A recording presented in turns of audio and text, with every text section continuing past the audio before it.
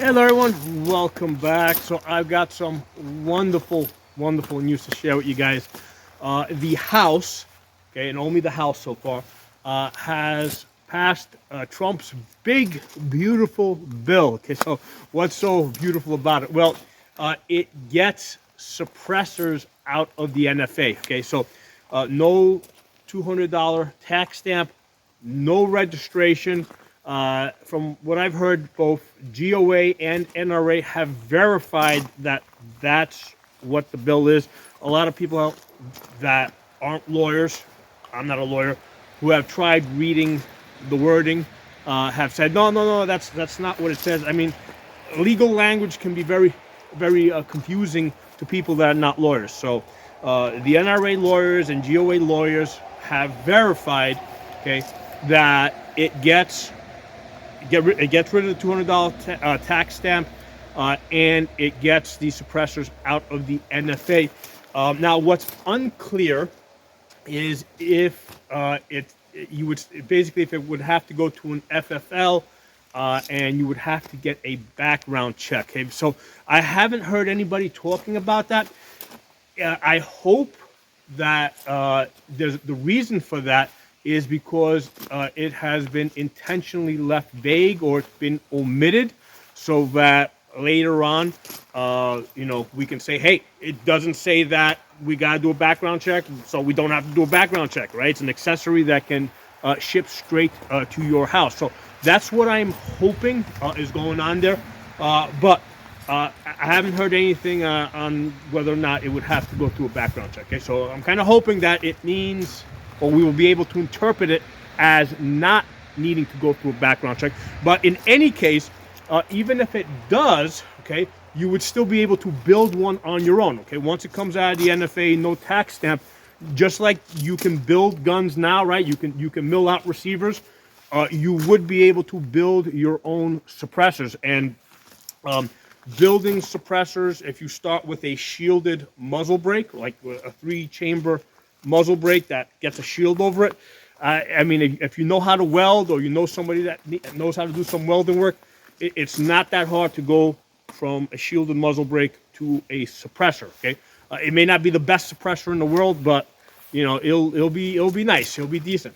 And you would be able to do that on your own because no registration, no tax stamp. Okay, so I'm really happy about this. It is like, it's like, this is awesome.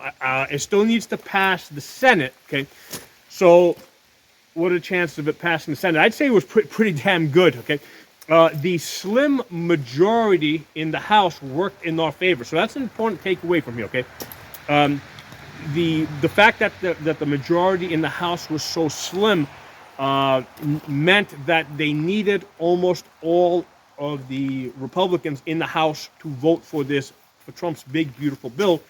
And the Freedom Caucus, right?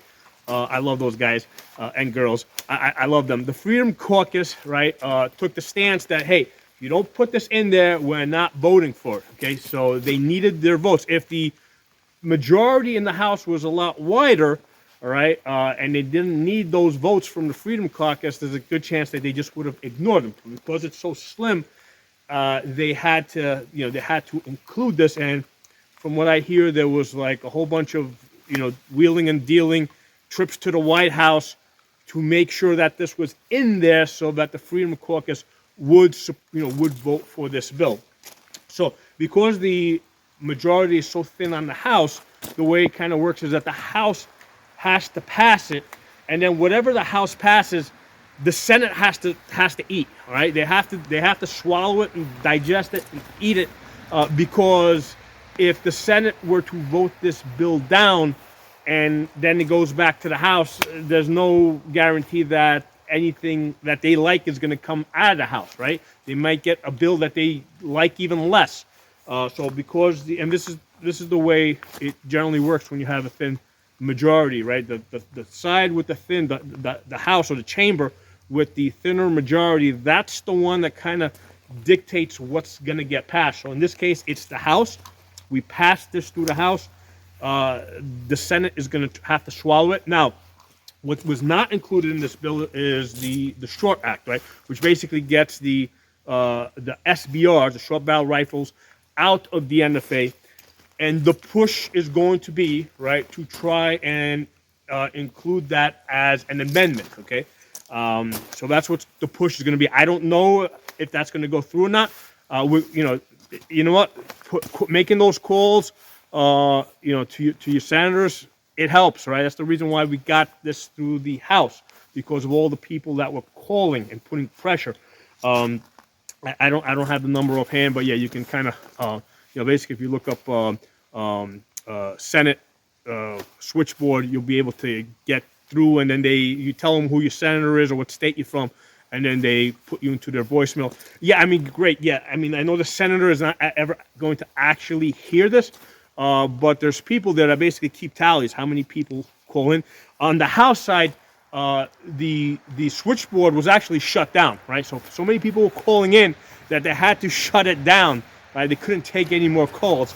So that's the amount of pressure that they received on the House side to get this bill passed to include the Hearing Protection Act, basically, because they took the Hearing Protection Act, they basically rolled into that. That's the kind of pressure that it took. And Trump and they knew that if this wasn't included in there, this bill was not passing. So that's why it's in there and why it passed the House. So same deal on the Senate. If we can get this, hopefully we can get the Short Act included in that to get the SBRs out of the NFA. If we can do that, that would be like awesome, right? If we could, because right now this House bill basically kills 1/3 of the NFA. If we can get the SBRs out of the NFA, that kills 2/3 of the NFA, right? Then all we got to work on is getting the machine guns out of the NFA. So we're making like really good progress here. We just got to keep the pressure on. I'm almost certain that the Senate is going to pass this. The question is, are they going to pass it with, with the Short Act, with getting the SBRs out? And if it doesn't, it's, you know what? This is more progress than I have seen in the last 20 years, right? Because in the last 20 or so years, like the Congress really hasn't done anything for us, okay? The rights that I gained by moving out of New York into Pennsylvania. So I gained those rights for myself. The Congress didn't actually do for anything. So this would actually be the first time for me that the Congress actually does something for me to expand my rights. So I'm really excited about this. So yeah, now there's a lot of people out there that are saying they've read the language and this is not what it says. Like I said earlier, the NRA and GOA said that yes, this is what it does. Okay, there's reasons why they worded it this way, basically as a backup, but this is what it does. Right now, it's passed the House. The suppressors are out of the NFA, which is absolutely awesome. Now, between the two, suppressors coming out of the NFA and short barrel rifles coming out of the NFA, I'd rather get the suppressors out first. Okay, the reason is because on the SBR side, we got the pistol braces. All right, that's already that ATF rule has been killed. There's already millions and millions of short barrel ARs and AKs out there. We've already got the braces. I mean, if when the Short Act passes, all it is for me is a matter of, take off the brace, slap on slap on a regular stock, which I already own. I own both, So it's, and you know what? When the camera goes off, people don't know what I got on my guns anyway, right? So it takes a second to slap them on, slap them off. But suppressors, on the other hand, that's a lot harder to build, right? You got to basically, the easiest way to do it is to get a shielded muzzle brake, but you got to know how to weld, which I do, but most people don't have a welder, don't know how to weld. So not so easy for most people to get and build suppressors. So that's why I want the suppressors to come out of the NFA first, basically get those out in circulation, pump out millions and millions and millions of those, just like we got, because we already have millions and millions of short, of AR pistols out there, right? So no matter what they do in Congress, they're already out there. So what we need to do is get millions and millions of suppressors into circulation. So this bill would do this, and down the road, right? If they ever come back and they reverse this, right? Democrats find a way to reverse this. You know what? The suppressor's already out there. They're never getting them back. They're never going to get registered, and we're never going to pay a tax on it. Once they get out there, they're out there. Okay. Also worth noting, this only requires 51 votes in the Senate. Right? There's no filibuster on where budget bills are not subject to the filibuster. So all they need is 51 votes to pass. Okay. So we just need 51 votes in the Senate, and I think we already have a 54 or maybe 56. I don't remember the number. We already have a nice majority in the Senate. So there's an excellent chance that this will pass because it's not subject to filibuster, right? And if it gets on Trump's desk, he's gonna sign it, right? Now, granted, Trump doesn't care about the suppressors, but he wants all the other stuff that's in the bill, right? That's the stuff that he wants. Now, people have also mentioned that. A few people mentioned that, yeah, this raises the deficit by some $5 trillion. You know what? They were gonna raise it no matter what. Okay. The fact of the matter is that where we are now, every 90 days, $1 trillion of interest is added to the deficit. That's every 90 days, all right? So that's like what? Like $4 trillion a year that's being added just in interest. So that's going to be added no matter what. We're at the point right now where there's just so much, the deficit is just so high that there's just no way to pay it down. And I've talked about other videos as far as the deficit. Here's the thing, 1 trillion seconds, right, to put things in perspective for you, 1 trillion seconds is 31,000 years, okay? So there's nobody to borrow $1 trillion from. So this money just represents how much they are diluting the dollar by, okay? So, they don't actually borrow this money, they just print it up electronically, and that's what the debt represents, okay? And with the interest, it just keeps compounding. It keeps adding another $1 trillion every 90 days. So that's just something that, just take it off the table. Don't even consider it. Just let's get something that really matters and counts.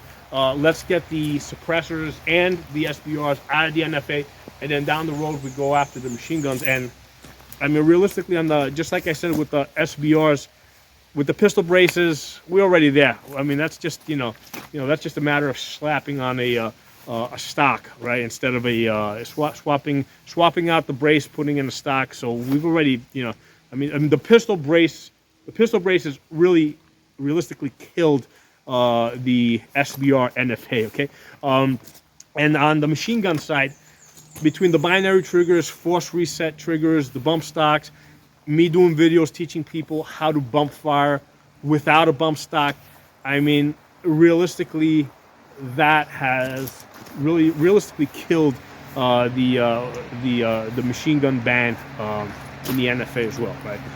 And plus also the knowledge that's out there of how to make auto sears, right? Forget about drilling holes and stuff. Just making an auto sear. That knowledge is out there. People know how to do it. People know how to 3D print it. People know how to bend, a bar into an auto sear. So anyway, drop some comments. Let me know what you guys think. And yeah, this is looking really, really good for us. Very happy day. Talk to y'all soon.